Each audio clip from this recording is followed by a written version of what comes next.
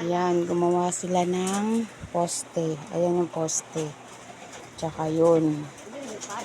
Ayan. Grabe ang init dito.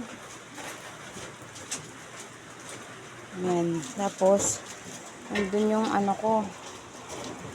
Yung sampayan ko. Ayan. Oh. Yun yung sasampay ko. Eh, naulan naman. Borbor, naglalaro pa.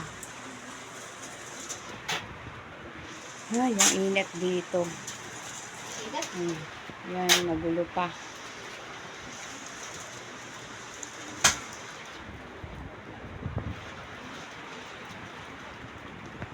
Walang masampayan. Saan kaya ako magsasampay dito? Kala ko naglagay ng sampayan. Wala naman pala. Anong sampayan ko dito? Ibaba na lang yun. Paano mababang? Hirap magagdan.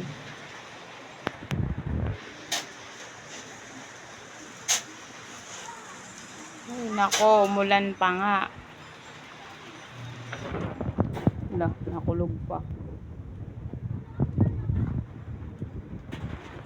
Wala, kailangan kong bumaba.